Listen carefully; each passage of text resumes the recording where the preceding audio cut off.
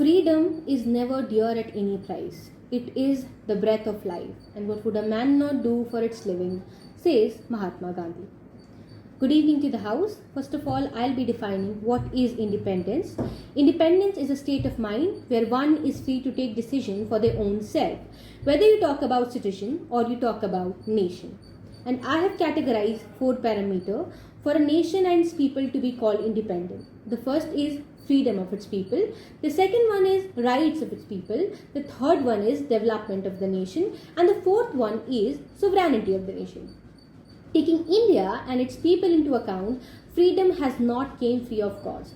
It was at the expense of the death of the freedom fighters who have sacrificed their life for the freedom or the independence of our nation.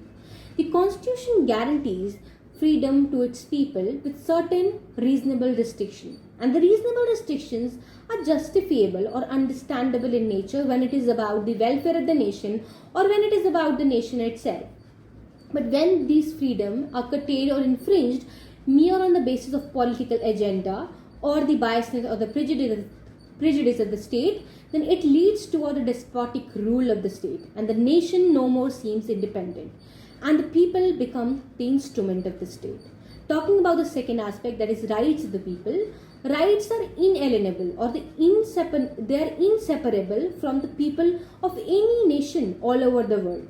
And the constitution maker and the Constitution of India gives or enshrines n number of rights to the people of India, whether you talk about the fundamental right, the civil right, or any other rights. The judiciary is regarded as a protector or the guardian of the constitution, but it too failed to protect its people from becoming the victim of the draconian law UAPA or protecting it from the charges leveraged by the state of sedition, of the terrorist act, when the people do not agree or the people dissent from the policy that is being made by the state or the government. Is it a condition of a nation to be called independent?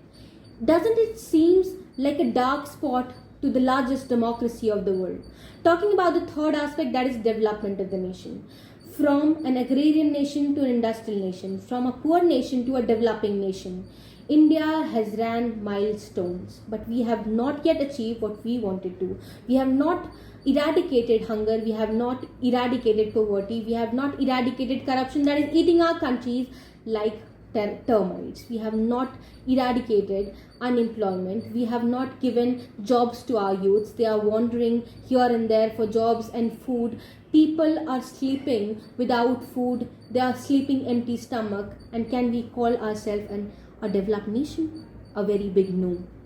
Talking about the fourth aspect, that is sovereignty. Sovereignty of the nation particularly means the nation is free to take internal, external affairs decisions. But if we see the history or the present of India, it was the foreign affairs or the policy of India was either reflected towards USSR or directed towards USA. So how can we consider India as an independent nation when its foreign policy are directed towards foreign nation or developed nations? So mere on the basis of territory and its people, we cannot consider someone a sovereign nation. So finally, I would like to conclude my speech by saying that I do not consider India as an independent nation because it does not fulfill these parameters that I have shown to you, and it has not eradicated such basic things that a country or a population demands from its nation. So how can we consider it a independent nation? Appearances are deceptive in nature, and that too is with India, and I do not consider India an independent nation. It may become an independent nation in future, but right now it is not an independent nation. Thank you very much.